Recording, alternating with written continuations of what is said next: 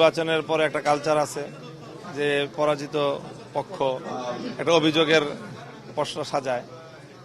তো আমরা সেই ধরনের রাজনীতিটা করতে চাচ্ছি না। প্রথম বিষয়, একটা ইতিবাচক রাজনীতির ধারা সূচনা করতে চাই। এরপরেও কিছু খুবই কিছু এমন স্পেসিফিক কিছু কথা সেটা অভিযোগ আকারে বলি অথবা সেটা ইনফরমেশন আকারে বলি, আমি মনে করি যে সেটা নির্বাচন কমিশনের দৃষ্টিগোচর করাটা জরুরি। সেই জাতীয় বিষয়, তেমন কিছু বিষয় নিয়ে আমি এখানে এসেছি। একটা হলো যে আজকে আমার আসনে বেশ কিছু জায়গায় জাল ভোট হয়েছে এবং সেই জাল ভোট দেওয়ার অপরাধে একাধিক ব্যক্তি গ্রেফতারও হয়েছে।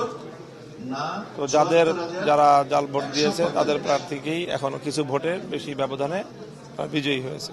এটা একটা বড় আমার কষ্ট, দুঃখ যে জাল ভোটগুলো যদি যে জাল ভোট 2 জন ধরা পড়ছে তা আরো 20 জন আরো 200 জন জাল ভোট দিয়েছে, এটা আমার আশঙ্কা।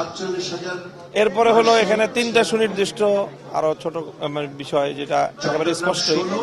তার মধ্যে 1 নম্বর হলো যে আমাদের এই পোস্টাল ব্যালট যেটা, সেই পোস্টাল ব্যালট গুলো যখন দেয়া হয়েছে তখনও আসনের প্রার্থী চূড়ান্ত হয়নি।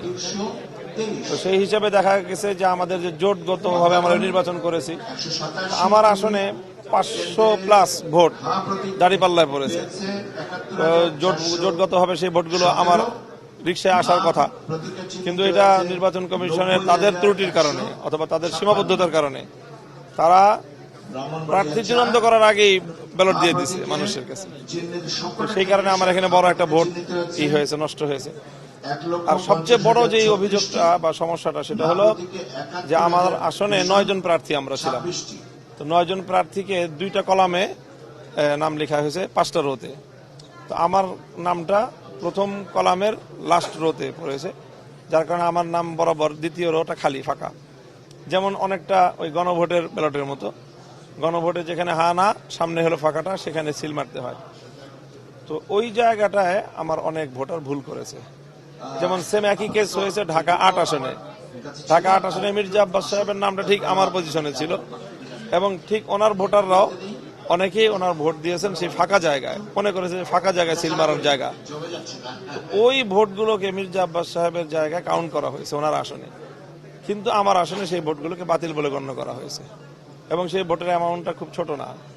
আমার এবং আমার প্রতিদ্বন্দ্বী প্রার্থীর ভোটের ব্যবধান সবকিছুর পরেও, এত কিছুর পরেও 2200 সামথিং। তো সেখানে 50টা আসনের যে চূড়ান্ত এখান থেকে ফলাফল ঘোষণা করা হলো, সেই 50টা কেন্দ্রের ফলাফলের মধ্যেই 1200 ভোট বাতিল হয়েছে। তো সেই ক্ষেত্রে আমার টোটাল এই কেন্দ্রের সংখ্যা হলো 137টা। আমার আশঙ্কা যে সেই বাতিল ভোটের সংখ্যাটা হয়তো 3500-এর কোটায় গিয়ে থামবে যদি এই রেশিওতে হয়। আর যেখানে আমার ভোটের ব্যবধান হলো 2200 সামথিং, কাজে এই বিপুল পরিমাণ ভোটের মধ্যে বড় একটা অংশই আমার এই জাতীয় ভোট। এটা আমার একটা কষ্টের জায়গা। আমার আশঙ্কাটার জায়গা হলো যে 50টা কেন্দ্রের মধ্যেই 1200 ভোট বাতিল হয়েছে।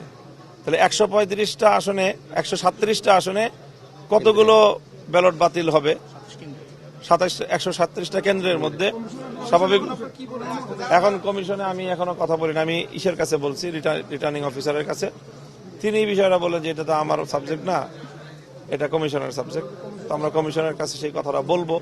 আর তৃতীয় আরেকটা কারণ হলো যে ওখানে একটা কেন্দ্রের, একাধিক কেন্দ্রের হয়েছে যে ফলাফল দিতে অনেক দেরি করেছে, বিলম্ব করে আমাদের আশঙ্কা যে সেই সময়টায় তারা কোনো ইঞ্জিনিয়ারিং করার চেষ্টা করেছে, যার এবং তাদেরকে প্রতিপক্ষ তারা ওখানে মানুষজন নিয়ে গিয়ে চাপ প্রয়োগ করেছে, একেবারে এই ভোট কেন্দ্র ঘেরাও করেছে।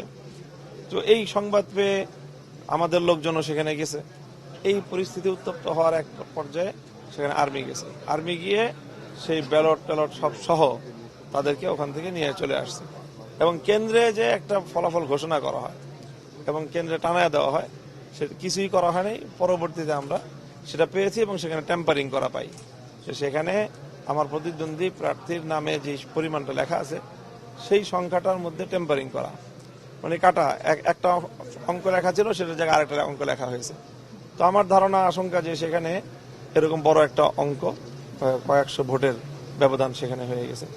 তো যেহেতু আমাদের ভোটের পার্থক্যের খুব মিনিমাম একটা কাজে এই বিষয়গুলি বড় ফ্যাক্টর, সেই কথাগুলি বলতে আসছি আর কি।